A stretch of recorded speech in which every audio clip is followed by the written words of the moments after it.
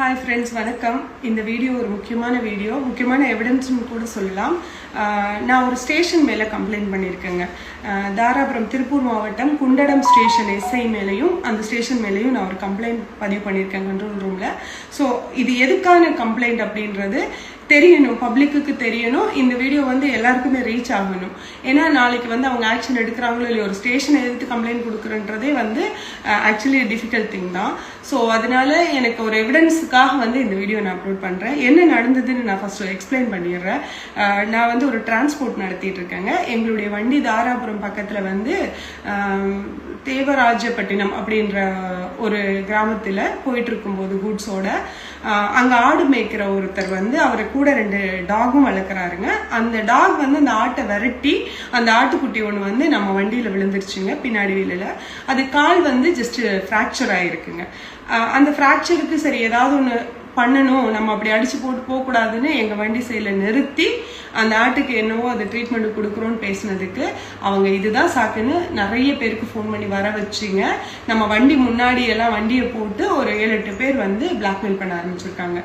40,000 கொடுங்க, 50,000 கொடுங்க, ஹைபிரிட் அந்த ஆடு இந்த ஆடுன்னு சொல்லி ரொம்ப இல்லைன்னா அடிச்சு வண்டி ஓடிச்சிருவோம், சாவி எடுக்க ட்ரை பண்ணியிருக்காங்க. ஸோ பெரிய இஷ்யூ ஆயிருக்குங்க. அப்போ இவங்க எங்க சைட்ல என்ன சொல்லியிருக்காங்க, சட்டப்படி நாங்க எந்த தப்பும் பண்ணலங்க, 20 கிலோமீட்டர் ஸ்பீட்ல வந்துட்டு இருந்திருக்கோம், உங்க நாய் துரத்தி உங்க ஆடு விழுந்திருக்குங்க, இதுக்கு நாங்க என்னங்க பண்ண முடியும், ரோட்ல எதுக்கு ஆடு மேய்க்கிறீங்க, நீங்க நான் தோட்டத்துக்குள்ள ஏத்தினாதானங்க தப்பு அப்படின்னு சொல்லி கேட்டதுக்கு, ஓ நீ இப்ப ரூல்ஸ் எல்லாம் பேசுவியா, நீ எப்படி வண்டி எடுக்கிறேன்னு பாக்குறேன்னு சொல்லி அந்த கும்பல் மிரட்ட ஆரம்பிச்சிருக்குங்க.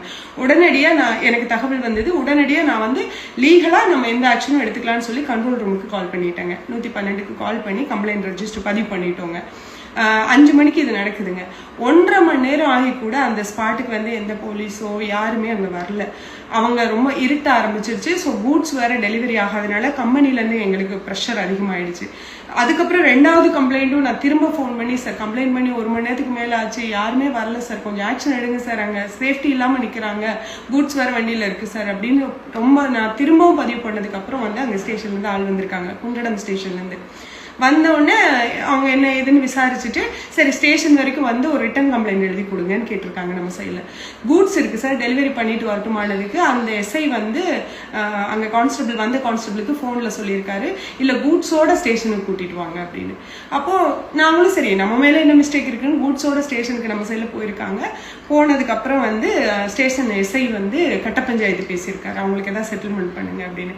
அப்போது அவங்க சைடு தானே சார் மிஸ்டேக், நம்ம என்ன சார் பண்ணோம், நம்மளும் உழைச்சு சம்பாதிக்கிறோம், 20 கிலோமீட்டர் ஸ்பீட்ல வண்டி போயிட்டு இருந்திருக்கு, நான் என்ன சார் தப்பு பண்ண, அவங்களோட நாய் துரத்தி அந்த ஆடு விழுந்திருக்குங்க, இது எல்லாமே எவிடன்ஸா நீங்க விசாரிச்சுக்கோங்க சார், கேமரா செக் பண்ணிக்கோங்க சார்ன்னு சொல்லியும் அவர் அதெல்லாம் பண்ண முடியாதுப்பா, நீங்க வில்லேஜுக்குள்ள வண்டி ஓட்டிருக்கீங்க, நீங்க தான் கொடுக்கணும் அப்படின்னு சொல்லி, ஒரு ஆடு ரோட்ல மேய்ஞ்சா அவங்களுக்கு தான் ஃபைன் போடணும் ஆக்சுவலி, ஆனா அவங்க மனசாட்சி இல்லாம கட்ட பஞ்சாயத்து பேசி பணம் கொடுக்க சொல்லியிருக்காங்க. அப்ப நம்ம சைட்ல என்ன பண்ணிருக்கோம், சரிங்க சார் நீங்க லீகல் ஆக்ஷன் எடுத்துருங்க, கூட்ஸை மட்டும் நாங்கள் டெலிவரி கொடுத்துட்டு நாங்கள் கோஆப்ரேட் பண்ணுறோம், ஃபுல்லாக இங்கேயே கூட வண்டி நிறுத்துறோம், நீங்கள் லீகல் ஆக்ஷன் எடுங்க சார், கம்ப்ளைண்ட் நாங்கள் தானே கொடுத்துருக்கோம்னு கேட்டதுக்கு, ஓ லீகலா, அப்போனா கூட்ஸ் எல்லாம் டெலிவரி கொடுக்க முடியாது, வண்டியை எங்கேயே பார்க் பண்ணுங்கன்னு சொல்லி மிரட்டியிருக்காங்க. அதுக்கு பயந்துட்டு, ஏன்னா சரக்கு டெலிவரி கொடுக்கலன்னா கம்பெனி சைடில் பேர் கேட்டு போயிடும்னு பயந்துட்டு சரின்னு அவங்க கட்ட பஞ்சாயத்துக்கு ஒத்துழைச்சி செட்டில்மெண்ட் பண்ணியிருக்காங்க சார் அந்த ஆட்டுக்காரங்களுக்கு. அது மட்டும் இல்லாமல் நம்ம ஆளுங்களெல்லாம் ரொம்ப அவமானப்படுத்தி பேசியிருக்காங்க, நாங்கள் வேணா காசு கொடுத்துட்டு வண்டி ஓடிக்கிட்டுமா, கண்ணாடி ஓடிக்கிட்டுமாலாம் ரொம்ப ரவுடித்தனம் பண்ணியிருக்காங்க. இதை ஒரு போலீஸ் ஸ்டேஷன்லேயே நடந்திருக்குன்றது தான் இதில் பெரிய ஹைலைட்டு. அதுக்கப்புறம் பணம் கொடுத்துட்டு அது அக்கௌண்ட்டில் கொடுத்துருக்காங்க, அந்த ரெக்கார்டு இருக்குங்க. அடிப்பட்ட ஆடு உயிரோடு நடந்து போடுறதுக்கான வீடியோ ரெக்கார்டு நம்மகிட்ட இருக்குங்க. வண்டியை குறுக்க போட்டு மறைச்சதுக்கான வீடியோ ரெக்கார்டும் நம்ம ஆளுங்க எல்லாமே எடுத்திருக்காங்க. நம்ம அதுக்கப்புறம் வந்துட்டாங்க. பட் எனக்கு கம்பெனி ஆர்டர் இனிமேல் இல்லைன்னு சொல்லி கேன்சல் ஆயிடுச்சுங்க. எனக்கு ரெகுலர் ஆர்டரு சரியான டைமுக்கு கூட்ஸ் டெலிவரி ஆகலைன்னு சொல்லி எனக்கு அது ஒரு நஷ்டங்க. இந்த ஸ்டேஷனை நம்பி நம்ம சைடில் நியாயம் இருந்தும் நாங்கள் கம்ப்ளைண்ட் கொடுத்தோம், ஒரு ஸ்டேஷனில் நமக்கு நியாயம் கிடைக்கும்னு போயும் அங்கே நியாயமே இல்லாமல் அநியாயமாக கட்ட பஞ்சாயத்து பண்ணியிருக்காங்க. ஸோ எனக்கு மன உளைச்சல் சார், ஒன்று வருமானம் போயிருக்கு, இன்னொன்று அவமானப்படுத்தி இருக்காங்க. அங்கே நின்று தப்பு பண்ணவங்க யாரும் இனி எப்படி சார் ஒரு ஸ்டேஷனுக்கு போய் நமக்கு நியாயம் கிடைக்கும்னு போக முடியும், அநியாயம் பண்ணுவாங்க. எனக்கு இது 2வது எக்ஸ்பீரியன்ஸ் ஆக்சுவலி ஆக்சுவலி அது உங்களுக்கே தெரியும். நம்ம நியாயத்துக்காக போனோம்னா நம்ம மேலேயே அதுக்கப்புறம் ஏதாவது ஒரு பழிய போட்டு ஏதாவது ஒரு கேஸை திணிச்சு இவங்களை என்ன பண்ணலாம்னு யோசிக்கிறேன் இந்த உலகம். அப்படி இருந்தும் நான் போல்டா நேற்று ஃபுல்லா எனக்கு தூக்கமே வரல. எந்த தப்பும் பண்ணாம நம்ம வந்து இப்படி கப்பம் கட்டிட்டு இவங்களுக்கு அடிபணிச்சு போகணுமா அப்படின்ற ஒரு ஆதங்கம் என்னால முடியல. ஸோ இன்னைக்கு வந்து நான் மறுபடியும் கண்ட்ரோல் ரூமுக்கு ஃபோன் பண்ணி ஸ்டேஷன் மேலேயும் எஸ்ஐ மேலேயும் கம்ப்ளைண்ட் கொடுத்துருக்கேன். நியாயமா நடக்க வேண்டிய ஸ்டேஷன்லயே வந்து அநியாயமா கட்ட பஞ்சாயத்து பண்ணியிருக்காங்க சார். இது வந்து எனக்கு பண நஷ்டம், மன கஷ்டம் எல்லாமே இருக்கு. அதனால இந்த கம்ப்ளைண்ட் எடுங்கன்னு சொல்லி நான் கொடுத்துருக்கேன். அவங்க கம்ப்ளைண்ட் பதிவு பண்ணிட்டாங்க, எனக்கு மெசேஜ் வந்திருக்கு.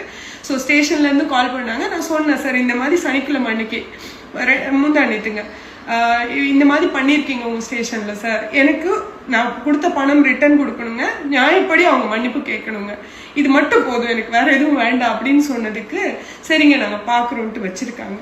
ஸோ தயவு செய்து இந்த வீடியோ எல்லாருக்கும் ஷேர் பண்ணுங்க. இன்னைக்கு நான் வந்து ஒரு பிரபலமா இருந்தும் நான் ஒரு சாதாரண உழைச்சி வாழ்ற ஒரு வாழ்க்கையை தான் வாழ்ந்துட்டு இருக்கேங்க. அது உங்க எல்லாருக்கும் தெரியும், என்னை ஃபாலோ பண்ற எல்லாருக்கும். ஒரு டிரான்ஸ்போர்ட் நடத்திட்டு இருக்கேன், ஒரு ஃபைனான்ஸ் கன்சல்டிங் ஆஃபீஸ் வச்சிருக்கேன். ஸோ நான் உழைச்சி கஷ்டப்பட்டு சம்பாதிச்சிருக்கேன். ஸோ என்னுடைய ஒவ்வொரு ரூபாய்க்கும் நான் தான் போராடி ஆகணுங்க. அதனால ஒரு ஸ்டேஷன் மேலேயே கம்ப்ளைண்ட் கொடுத்ததுனால கண்டிப்பா என் மேல என்ன வேணா கேஸ் போடலாம், த்ரெட்டிங் பண்ணலாம், என்ன வேணா பண்ணுவாங்க. ஸோ எவிடன்ஸுக்காக இந்த வீடியோ நான் போடுறேன். தயவு செய்து ஷேர் பண்ணுங்க. எனக்கு நியாயம் கிடைக்கணுங்க. போலீஸா இருந்தா தப்பு இல்லையா, ஒரு ஸ்டேஷன்ல கட்ட பஞ்சாயத்து பண்ணலாமா? ஸோ எனக்கு நியாயம் வேணும். ப்ளீஸ் ஷேர் பண்ணுங்க ப்ளீஸ்.